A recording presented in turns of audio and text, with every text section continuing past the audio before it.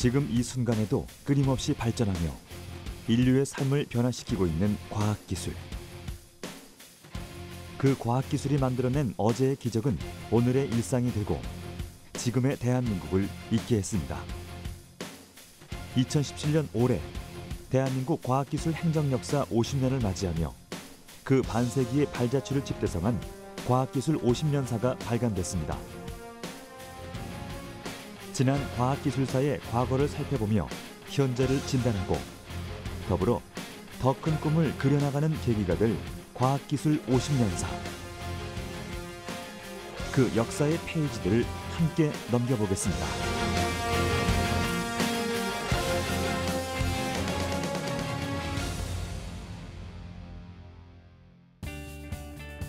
(1950년대) 전쟁의 폐허 속에서 아시아 최빈국이었던 대한민국은 불과 반세기 만에 유례없는 초고속 성장을 이뤄내며 세계 10위권의 경제 대국으로 우뚝 섰습니다. 무너진 국가를 재건하고 경제를 일으켜 세울 수 있었던 가장 중요한 힘이자 바탕은 바로 과학기술이었습니다. 일반 가정에서 다양한 산업 현장까지 개발과 발전이 필요한 모든 부분에 과학기술이 더해졌습니다. 과학기술 반세기의 역사가 곧 대한민국 성장의 역사라 할 수 있는 것이죠. 50년 전에 1967년도에 설립된 게 과학기술처였습니다. 그래서 지금까지 흘러온 50주년 되는 시점에서 이게 과학만 따라온 게 아니고 우리나라가 쭉 산업기술과 더불어서 산업이 같이 엮어져서 결국에는 우리의 경제 성장을 이끌고 온 가장 중요한 핵심적인 부분이 과학기술입니다. 대한민국 과학기술이 국가적으로 육성 발전되기 시작한 지 어느덧 50년. 그 반세기의 분야별 정책과 발전사를 담은 책이 바로 과학기술 50년사입니다. 성장 과정 속에서 직면했던 수많은 도전 과제와 고민들, 그리고 그 안에서 만들어낸 성공의 기록들이 고스란히 담겨 있습니다. 대한민국 성장 역사의 중요한 기록이라 할 수 있죠. 기술 측면과 우리나라의 행정 제도적인 측면, 그 다음에 각 분야별로 아주 세밀하게 이렇게 알기 쉽게 이렇게 다룬 책인데 앞으로 우리가 어떻게 나아가야 될 건지에 대한 그런 부분을 잘 좀 예측도 하고 생각할 수 있는 여지를 둔 그런 책이라 할 수 있겠습니다. 우리 국민들이 시대적 역경을 이겨내면서 과학기술로 우리나라, 우리 대한민국을 선주국의 반열로 일으켜 세운 국가 발전사의 축소판이다. 이렇게 말할 수 있겠습니다. 과학기술정보통신부에서 10년 주기로 편찬 작업을 계승하는 전통 과학기술 역사서로 1년여에 걸친 편찬 기간에 참여한 관련 전문가만 해도 무려 140여 명. 과거 발전사에 대한 기록이지만 미래 설계의 지침이 되는 교과서이기도 하기에 다양한 전문가들을 통한 철저한 고증이 우선됐습니다. 평가의 객관성을 위해 각 분야의 실무자와 원로급 위원은 물론 프로젝트를 직접 이끌었던 산업 역군들도 편찬위원으로 참여시키며 객관성의 현장성까지 높였습니다. 과학기술 50년사는 지난 30년사 또 40년사에 이어서 10년 단위로 나오는 반세기의 그 과학기술 변천사를 집대성한 총 3권으로 구성되어 있습니다. 첫 번째는 주로 이제 기술 측면에서 어떻게 50년 동안 변해왔느냐 하는 것을 실었고요. 두 번째로는 이제 여러 가지 행정적인 또 제도적인 측면에서 어떻게 왔는지 흐름을 알 수 있게 실었고요. 그다음 이제 마지막 3편이 중요한데요. 지금까지 각 과학의 그 분야별로 조금 세밀하게 나누면서 그거를 읽어보면은 아, 우리나라의 과학이 이렇게 흘러왔으니까 앞으로 지금 어디로 가고 있구나 하는 것을 읽을 수 있게끔 그래서 총 3권으로 이렇게 구성을 했습니다. 해방 이후 현재까지 과학기술사의 중요한 일을 연대별로 다룬 1편은 과학기술이 사회적 환경과 글로벌 여건 하에서 경제와 산업 발전을 위해 어떻게 대응했는지 기술하고 있고요. 행정, 연구 사업, 인력 양성 등 정책의 세부 분야별 발전사를 더한 2편에 분야별 기술 개발의 주요 성과와 역사적 사건 등을 세부적으로 기록한 3편까지 총 1000여 쪽에 걸쳐 과학기술의 역사에서 앞으로 나아갈 전망까지를 상세하게 다루고 있습니다. 과학기술 정책연구소에 그 연구원들이 많이 참여를 했고, 그다음에 그 140여 명 중에 상당수가 그 현장에 있는 실무 연구진, 그 경험을 갖춘 연구진들입니다. 그리고 거기에 이제 또 이것이 역시 역사를 다루기 때문에 과학사 전공하는 분들도 이렇게 참여를 했습니다. 그래서 또 그것을 이제 그 원로급의 그 학자 전문가들에게 감수를 하도록 했고, 또 들여다보면서 많은 수정을 요청을 했습니다. 다행히 이제 그 담당자들이 이 개방적인 그런 마음을 갖고 많은 부분을 수용해주고 열심히 노력해서 오늘의 결과를 얻었다고 생각합니다. 무에서 유를 창조해온 대한민국 과학기술의 저력. 끊임없이 새로운 미래를 향해 전진했던 그 놀라운 도전과 성취의 역사를 되돌아보겠습니다.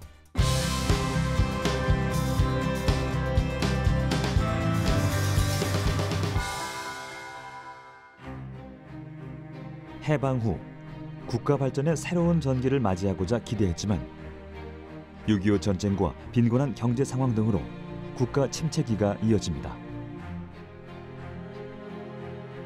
이렇게 1950년대는 과학기술의 발전보다는 경제 재건이 시급했던 시대로 무엇보다 사회 기반 복구에 우선순위를 두고 정부 사업이 추진됩니다. 6.25 전쟁이 막 끝난 1950년대는 대한민국의 산업 기반조차도 없었던 시기였습니다. 정말 과학기술이라는 것을 논하기에는 굉장히 어려웠던 시기였는데, 그 당시에도 과학기술의 어떤 싹이 움트는 그런 부분들이 몇몇 군데 특징적으로 나타나고 있습니다. 1960년대 정부는 제1차 경제개발 5개년 계획을 수립, 농업과 공업 발전을 동시에 추진하는 농공병진 정책을 국가 전략으로 구체화합니다. 이때 국가 차원에서 과학기술 진흥을 위해 첫 번째 수립한 정책이 바로 제1차 기술진흥 5개년 계획입니다. 1960년대 초반부터 경제발전 5개년 계획을 시작하였고, 그 경제발전 5개년 계획의 시작과 동시에 우리나라의 과학기술의 중요성도 인식을 하여서 정부가 과학기술 발전을 위한 여러 가지 계획들을 만들었죠. 1960년대는 우리나라 과학기술의 발전을 위한 기반을 형성한 시기였다. 그렇게 정부는 경제개발계획 수행에 필요한 기술 인력 확보와 산업 발전을 위한 기술 수준 향상을 핵심 목표로 설정합니다. 이를 바탕으로 정유, 시멘트, 조선업 등의 모든 산업 분야에서 본격적인 공업화 작업이 전개됩니다.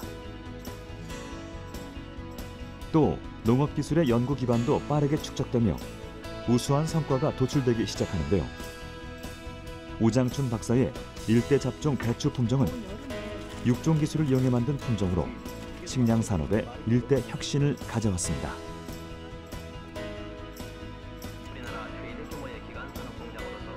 또 식량 자급화가 시급한 당시 수입으로 유출되는 외화를 절약하고 농업 생산성을 높여 식량 수급을 안정시키기 위해 비료 공장을 건설하는데요.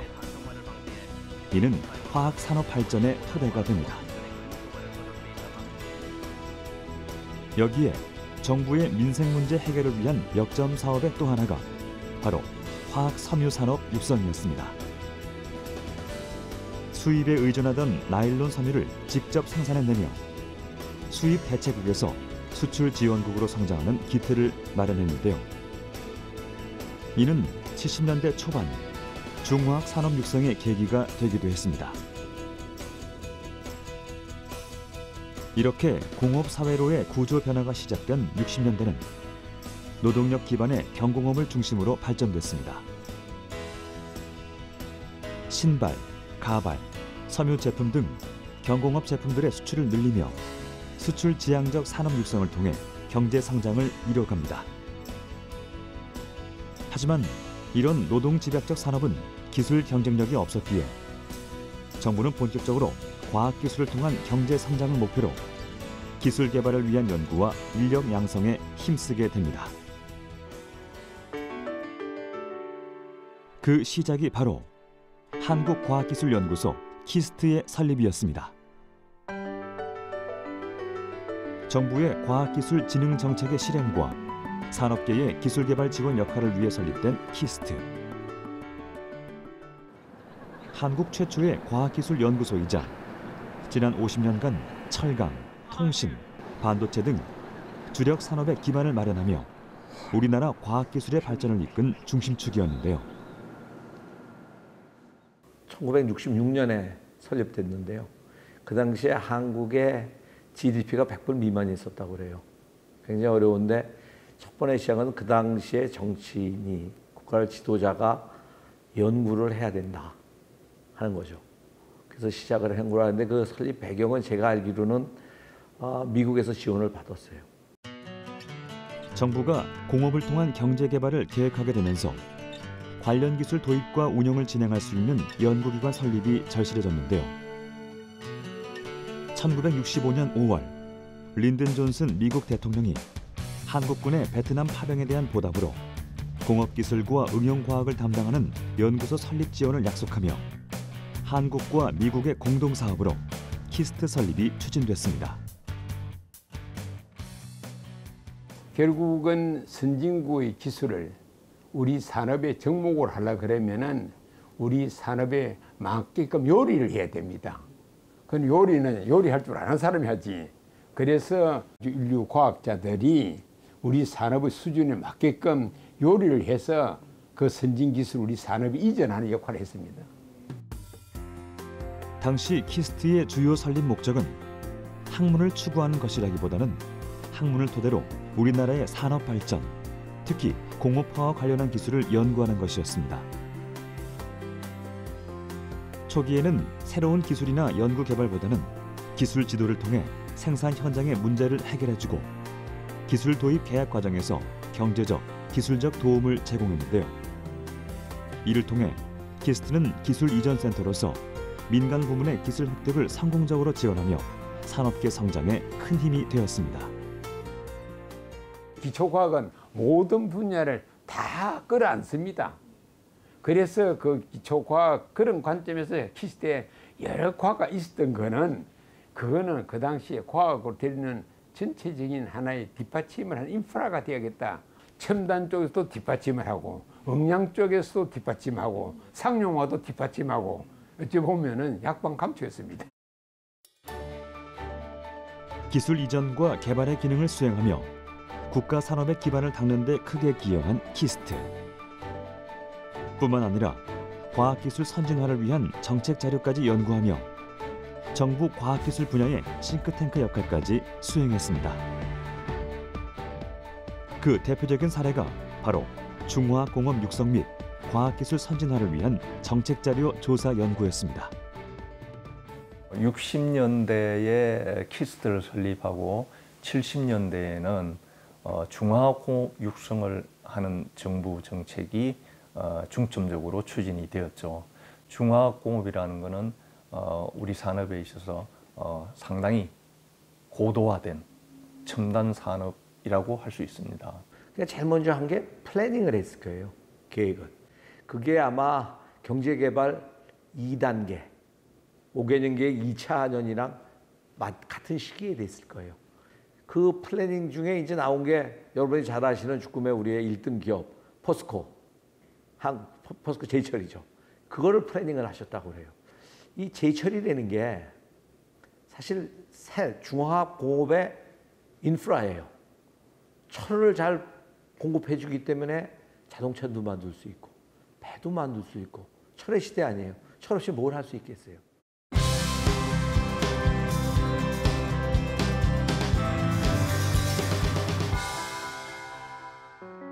(1970년대에는) 산업 정책이 대규모 시설과 장비를 활용한 중화학 공업 육성으로 전환되는데요.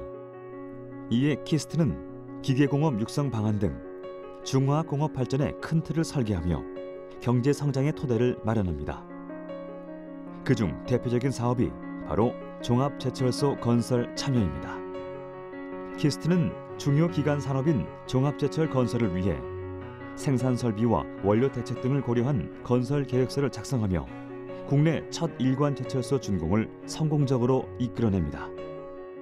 또 이 시기에는 최초의 전자산업 미래 비전이었던 키스트의 전자공업 진흥을 위한 조사 보고서를 밑바탕으로 69년에 전자공업진흥법이 제정, 고부가가치 중투산업으로서의 본격적인 개발이 시작됩니다. 우리 전산 쪽으로 가야 되겠다고 내놓은 것은 대단한 효과라고 봐요. 다음에 해안이 또 있는 거죠, 이것도요. 제가 말씀드린 그게 자동화 시작하는 단계거든요. 저희뿐 아니라 저희는 첫 번에 우리는 자동화까지는 안 뒀습니다만은 그래도 그것을 할 수 있는 기반을 쌓았다 하는 거죠. 정부 주도의 적극적인 전자산업 육성 정책은 곧 독보적 결실로 이어졌습니다. 국내 최초로 컬러 텔레비전 수상기와 TV용 원격 채널 조정기를 개발, 또 탁상 계산기와 초단파 FM 무전기, 액정 표시와 이를 이용한 전자시계 등이 개발되어 산업체에 기술 이전됩니다. 그 중에서도 73년 개발된 미니 컴퓨터 세종 1호는 최초의 국산 디지털 컴퓨터로 기록되고 있습니다. 제가 보기에는 키스트의 연구원들이 지금 현대사회에 이룩한 것이 뭐냐 하면은 과학기술이라는 뭔가 아는 집단을 통해서는 5천 명이 우리나라 전반에 굉장히 큰 영향력을 일으켰다. 그냥 과학기술의 저수조라고 그럴까요, 사람들의? 이런 것을 이룩한 게 가장 큰 성과다. 과학기술을 바탕으로 중화학공업 기술을 세계적 수준으로 성장시키고 현재까지 600조 원에 달하는 경제적 가치를 창출하며 국가 연구개발 체계를 구축해온 키스트. 이들에게 과학기술은 곧 경제 성장의 밑거름이자 국가 경쟁력이었습니다. 이렇게 철강, 전자, 기계 등 6대 중화공업을 중점적으로 육성시키며 산업화를 본격 추진했던 1970년대. 다양한 기초기술의 성장과 기계공업의 비약적인 발달을 바탕으로 드디어 기계공업의 꽃으로 불리는 자동차 기술까지 발전하기 시작합니다. 정부에서 이제 중화공업을 계속 육성하겠다고 그 중에 자동차가 큰 아이템으로 들어 있었어요. 그래서 이제 국산 자동차를 개발을 하자. 그런데 워낙에 이제 자동차라는 게 어려운 기술이기 때문에 우선 목표를 세운 게 차체를 국산화하는 거가 첫 번째 목표였어요. 차체 설계를 이제 받아다가 그걸 우리가 자작을 한 거죠. 자체로 만든 거죠. 그래서 최초의 고유 모델이 나왔는데 그게 폰입니다. 1976년 일본 미쓰비시의 엔진과 미션 위에 이탈리아의 디자인 거장 주지아로의 디자인을 입혀 자체 생산해낸 국내 최초의 고유 모델 포니. 포니의 탄생으로 대한민국은 세계 8번째 고유 모델 자동차 생산국으로 발돋움합니다. 1955년 망치로 편 드럼통 위에 미국 군용차 부품을 조립해 만들기 시작했던 한국 최초의 시발 자동차. 이후 수공업에서 양산 체제로 돌입하며 9인승 세단형 자동차까지 생산해내는데요. 63년까지 총 3천여 대를 생산하며 대한민국 자동차 산업의 희망을 키웠습니다. 중화공업 중에서 자동차 산업이 차지하는 비중이 크고 또 한국의 자동차 산업의 시발점이라고 생각할 수 있어요, 포니는. 그래서 우리 고유 모델을 만들어서 이 모델을 갖고 해외 시장에 수출을 시작을 했고, 또 포니를 바탕으로 그 이후에 계속되는 스텔라라든지 여러 가지 차종으로 응용을 할 수 있는 기술적인 기반을 만들었다고 생각을 합니다. 포니 양산 후 3년간 한국 경제는 10%를 넘는 경이적인 성장률을 기록하며 비약적으로 발전하게 됩니다. 이어 90년대엔 독자 엔진 개발까지 성공하며 대한민국은 세계 굴지의 자동차 생산국으로 성장해 수출 주도형 경제 도약의 발판을 마련하게 됩니다. 이렇게 중화학공업 육성을 통해 64년 수출액 1억 달러에서 77년 100억 달러 달성을 이뤄내며 초고속 국가 성장을 이뤄냈는데요. 이후에도 끊임없는 기술 개발을 통해 다양한 산업 분야의 발전이 가속화됩니다. 1970년대 중반 시작된 광섬유 센서 개발은 1980년대 초반 한국의 광통신, 인터넷 기술 개발을 촉진하는 원동력이 되고 77년엔 원천 기술 개발 의지를 바탕으로 세계 네 번째로 폴리에스테르 필름 개발에 성공합니다. 또 키스트를 모태로 산업 분야별로 정부 출연 연구소를 설립하는 정책도 추진되는데요. 연구 인력 간 정보 교류를 통해 연구 효율을 높이자는 취지에서 73년엔 과학기술의 메카로 불리는 대덕 연구단지 건설 계획이 수립됩니다. 이렇게 구축된 전문 연구소들은 키스트와 함께 국가 R&D 하드웨어를 구축하게 되죠.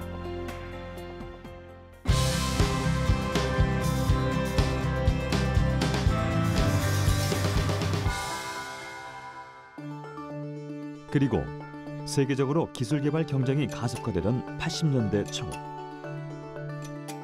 추격, 모방 기술보다는 세계 시장에서 경쟁할 첨단 기술이 국가 경쟁력의 결정적 요인으로 부상하기 시작합니다. 80년대에 들어와서는 자, 우리 자체 기술이 이제는 필요하다. 외국과 경쟁하려면 우리 스스로 기술을 개발하여서 부가가치를 좀 높여야 되겠다 해서 정부가 본격적으로 소위 말하는 인하우스 R&D라고 합니다. 우리 자체 연구 개발을 시작을 하게 됩니다. 그 효시가 1982년도 특정 연구 개발 사업이라는 프로그램으로부터 시작을 하게 되는 것이죠. 정부는 자력으로 핵심 전략 기술을 개발하기 위해 기술진흥 확대 회의를 신설하고 전략적 국가기술 드라이브 정책을 추진하게 되는데요. 기술 인력 육성과 생산성 향상 대책 등을 논의하며 국가 차원의 특정 연구개발 사업을 추진합니다.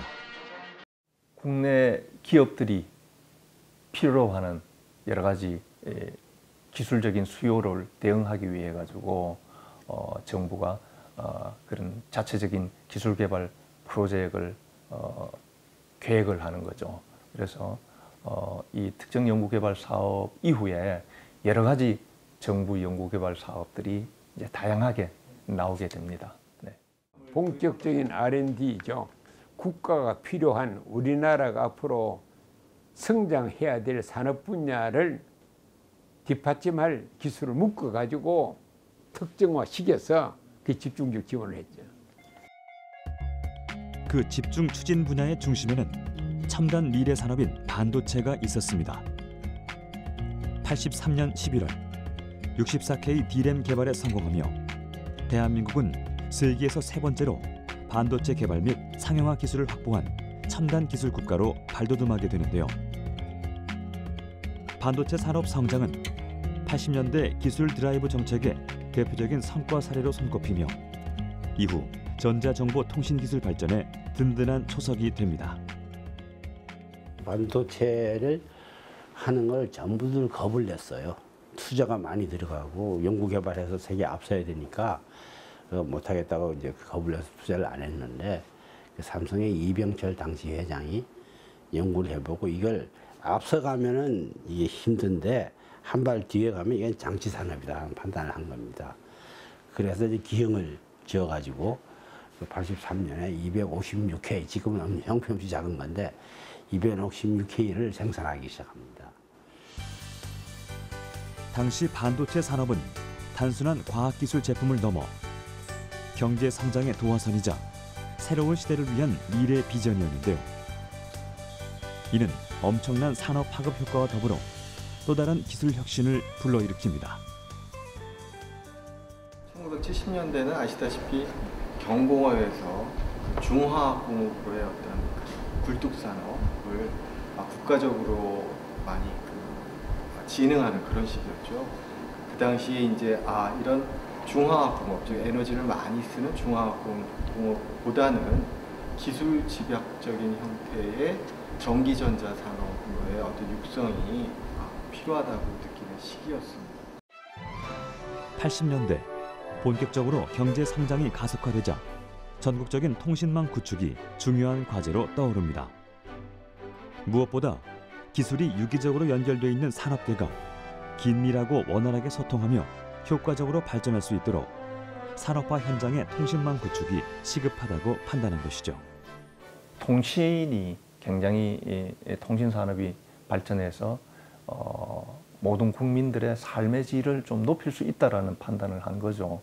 그래서 도시와 농촌 간의 어떤 그 삶의 질을 격차를 없애고 또 우리나라가 이제 수출 주도적인 경제 성장을 하니까 해외와의 어떤 통신 거래가 굉장히 빈번해질 거다 해서 국제 통신 망도 새로 구축하게 될 필요가 있다. 뭐 등등 해서 그 전화 시장이 엄청나게 있는데 공급을 못 한다는 소리가 되잖아요. 그래서 정부가 전자교환기를 우리 자체 개발하자. 그렇게 시작한 게 바로 TDX 프로젝트입니다. 디지털 전화교환기 TDX는 전화와 전화를 곧바로 연결해주는 전자장치인데요. 컴퓨터가 신호를 제어하면서 디지털 방식으로 교환해주는 방법으로 심각했던 전화 적체 문제를 일시에 해소한 획기적 기술이었습니다. 이를 통해 전화 교환원이 중간에서 일일이 연결해주지 않아도 누구나 다이얼이나 버튼을 통해 직접 통화 연결을 할 수 있는 시대가 열리게 된 것이죠. 5년 동안 개발해가지고 그때 5년 만에 24,000회선인가를 먼저 개통을 하면서 이제 효실을 끊었는데 그걸 하는 과정에서 모든 전자산업이 같이 성장해서 올라간 거죠. 산업들이 이렇게 엄청나게 업그레이드 되면서 이제 전자산업의 부흥을 이제 일으키기 시작했던 겁니다. 유선 네트워크망 구축의 시작점이 된 TDX는 정보기술 분야에서 연구 개발이 얼마나 중요한지를 보여준 첫 사례라고 할 수 있는데요. 서비스 1년 반 만에 전화 가입자 1,000만 명을 돌파하며 국내 1가구 1전화 시대를 연 TDX는 핵심 통신 장비를 우리 기술로 만들었다는 자신감과 함께 정보통신기술 강국으로 거듭나는 초석이 됩니다. 또 TDX에서 축적한 통신기술은 종합정보통신망 구축은 물론 이후 CDMA 이동통신 상용화에서도 빛을 발하게 되죠. 기존에 있는 유선 시장보다 훨씬 더 큰 시장을 새롭게 창출하는 새로운 부가가치를 만들었다라는 점에서 휴대폰의 등장은 거의 혁명이라고 할 수 있고요. 당시로부터의 그 휴대폰의 출현이라는 것은 큰 시대의 이제 서막을 알리는 큰 시도라고 볼 수 있겠습니다. 우리나라 휴대폰의 역사는 삼성전자가 개발한 국산 1호 휴대폰 SH100에서 시작됩니다. 당시 이 모델은 전 세계에 1,000만 대 이상 판매되며 주력 수출품으로서의 가능성을 보였습니다. 무선 통신 시대를 개척하며 통신 기술의 진화를 이끌어낸 혁명적 개발품이었죠. 그리고 진화의 바람은 상명공학 분야에도 불어왔는데요. 1982년 유전공학이 국제연구사업 중점 과제로 선정되면서 발전의 기회를 맞이하게 됩니다. 80년대 유전자 재조합 기술의 등장과 더불어 유전공학의 산업적 가능성 모색을 위한 다양한 노력이 시작되죠. 실질적으로 과학기술처에서 생명과학, 그러니까 유전공학을 포함한 생명공학에 대한 투자에 대한 것을 본격적으로 시작했던 시기고, 실제로 카이스트를 중심으로 유전공학에 관련된 투자가 진행이 되었고, 그리고 대학에서도 실질적으로 교육부에서 대학교를 지원하기 시작해서 유전공학에 대한 전체적인 저변이 넓어졌던 시기라고 볼 수 있겠습니다. 유전공학에 대한 관심이 높아지자 생명과학 분야에서 두드러진 성과가 나오기 시작했는데요. 83년 녹십자의 김정용 박사 연구팀이 세계에서 세 번째로 B형 간염 백신을 독자 개발하는 데 성공, 생명공학의 산업화를 이끌게 됩니다. 또한 이호왕 박사는 전 세계적으로 수많은 사상자를 냈던 유행성 출혈열의 원인 바이러스를 세계 최초로 찾아내는 쾌거를 이뤘는데요. 한탄강 유역의 서시크는 등줄 주위의 폐에서 발견됐다 하여 한탄 바이러스로 명명하고, 88년엔 예방 백신까지 개발하는 데 성공하며 국제 생명과학계에서 한국의 위상을 드높였습니다. 우리나라가 사람이 명명한 바이러스 명칭이 등록이 된 어떤 그런 역사적 의미를 갖는 거죠. 이런 산업적으로 성공하게 되고 성장하게 되는 어떤 시장에서 성장 자체는 기업의 성장이고, 결국 그 대학생이라든지 이런 분들이 졸업하게 되면 그런 기업에 가고 싶어하고, 결국 생명공학에 더 관심을 두고 싶어하고, 이런 쪽으로 선순환 구조를 이룰 수 있는 그런 계기를 만들 수가 있거든요. 전 세계 선진국들이 유전공학에 관심을 기울이기 시작했던 1980년대. 생명공학 불모지였던 대한민국이 백신 분야에서 이뤄낸 성과는 세계 최고 수준으로의 발전 가능성을 보여주는 계기가 됐는데요. 이는 한국이 첨단 기술 강국으로 발전하는 데 단단한 기틀로 작용하게 됩니다.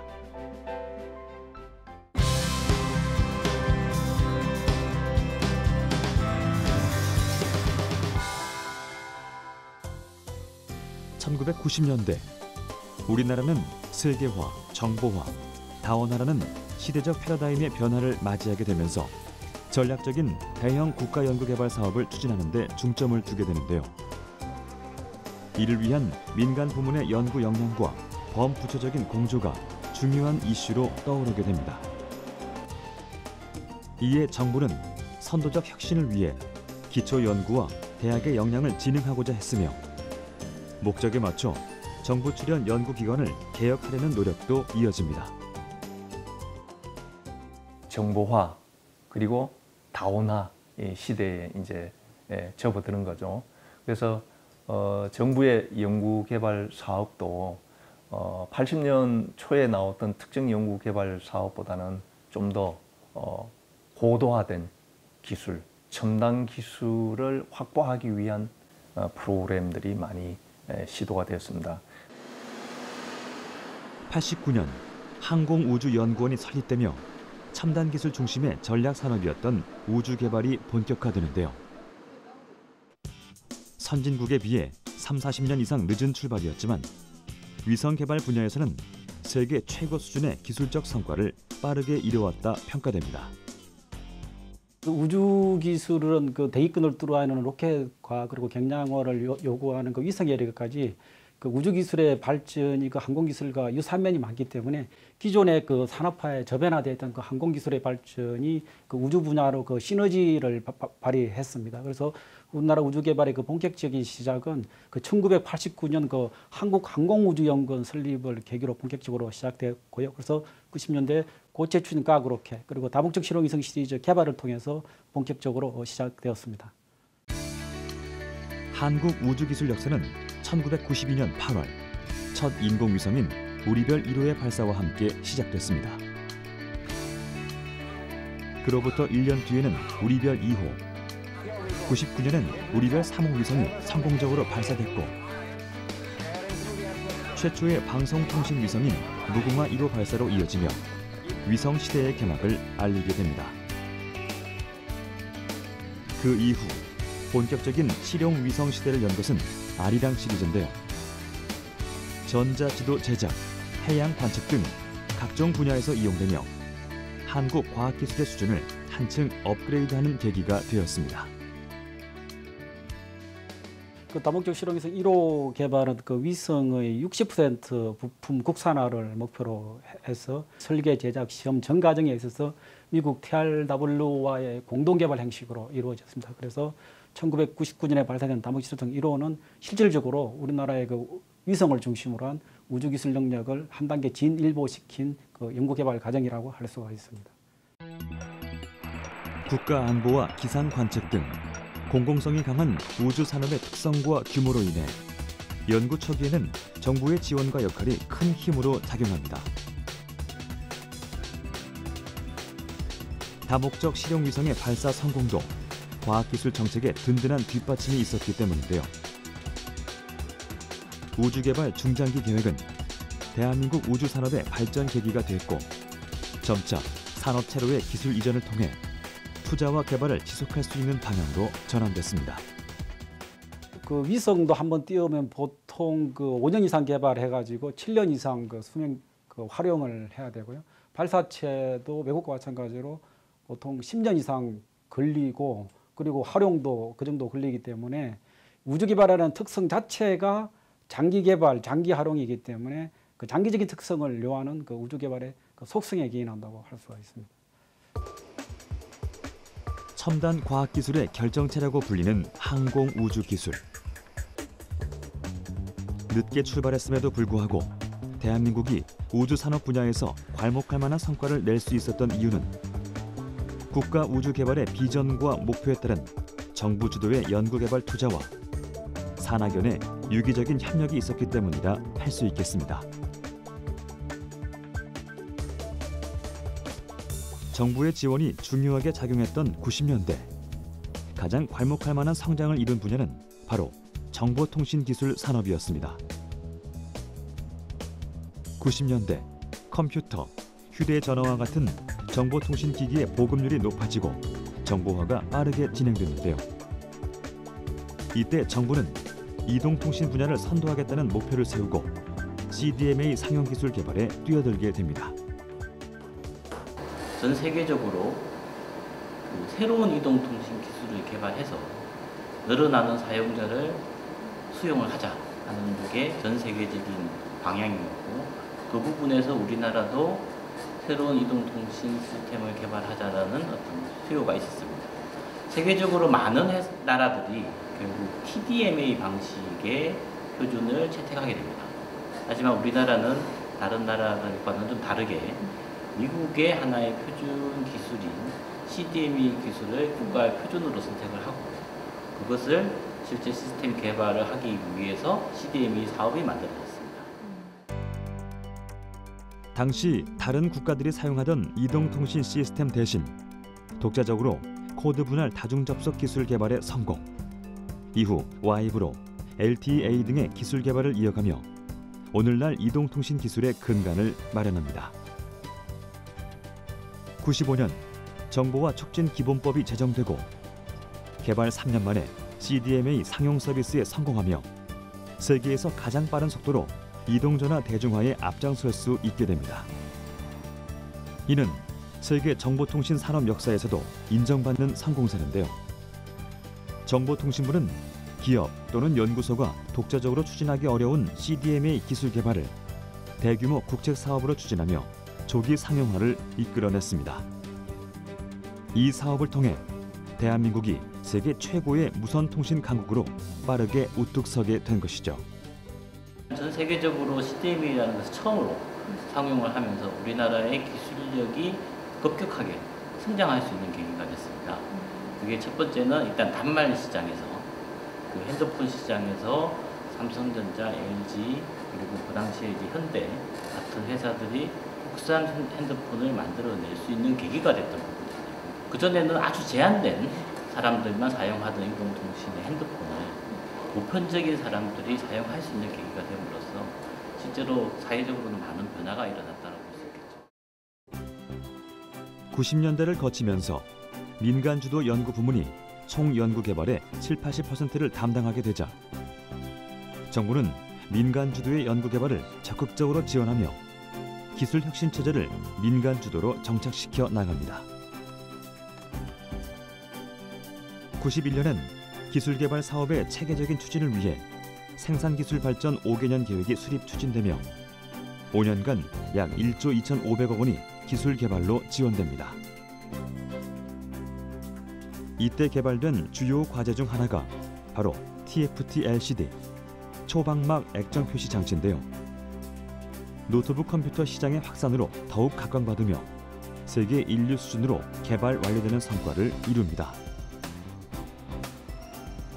또 90년대는 세계적으로 D램 산업의 격동기였습니다. PC의 보급 확대와 윈도우 95의 등장으로 PC의 주력 메모리로 사용되는 D램의 수요가 급등했기 때문인데요. 94년 삼성전자가 세계 최초로 256 D램 개발에 성공.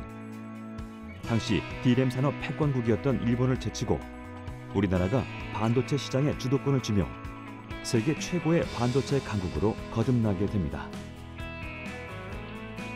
이후 96년엔 꿈의 반도체라 불리는 1기가 D램을 세계 최초로 개발하며 다시 한번 세계를 놀라게 하죠. 이렇게 90년대는 과학기술을 단순히 경제 성장의 도구로서만 파악하던 과거와 달리 삶의 패턴을 바꾸는 다양한 문화활동의 촉진 수단으로 연구개발의 방향이 새롭게 설정되기 시작했습니다. 이는 2000년대를 맞이하는 과학기술 흐름의 토대가 되어 창의적인 기술 인력 양성과 국민의 행복한 삶을 중요 문제로 다루는 정책으로의 변화까지 가져옵니다.